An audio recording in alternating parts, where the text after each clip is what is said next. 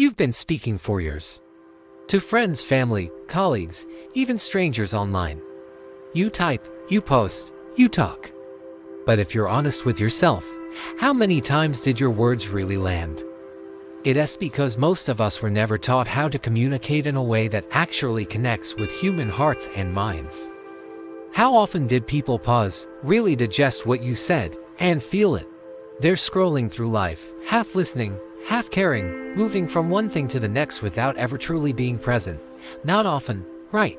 Most times, your words just float in the air. Disappear into the noise. For them, are they open? Are they calm enough to receive it? Are they emotionally available? Because if they're stressed, angry, distracted, your words will bounce right off like water on stone. Sometimes, the greatest communication move you can make, if they're quiet and reflective. Lower your tone, slow your words. If they're energetic and fast-paced, step it up. Is this listen more than you speak?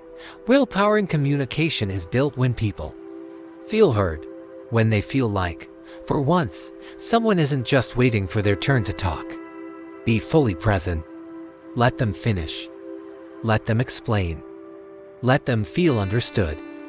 When you do that, you've opened the door for your own words to finally land. Communication isn't about imposing your speed on people. It's about matching their energy first, then leading them where you want to take them. Is waiting for the right emotional window. The conversations that shifted my direction weren't long lectures. They weren't hours of someone pouring out advice. They were short, clear, filled with heart, and delivered right when I needed them most. Clarity on. That will shape your tone, your words, even your facial expressions and body language. Into the distraction-filled minds of people who are already thinking about their next notification, their next problem, their next dopamine hit. Before you speak, pause, check your timing. End with impact, a single sentence that hits, a truth that lingers, something that stays in there. Mind when they go home, when they lay in bed that night, when they face their next challenge. Drop in the comments and hit that subscribe button, the kind whose words don't just fill the air, they fill minds, they fill hearts, they drive action. But the secret: silence, when used intentionally, carries more weight than noise ever could. Say what matters.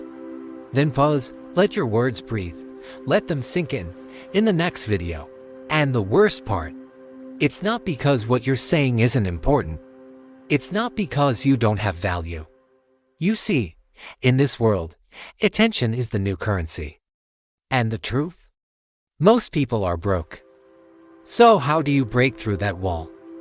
How do you speak and make someone freeze in their tracks, turn their full attention towards you, and truly absorb your words? It starts with emotional timing.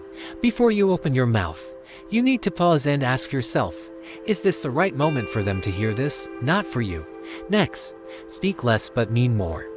Most people drown their point in endless words. They talk just to fill silence. Now let's talk about storytelling. People don't remember statistics.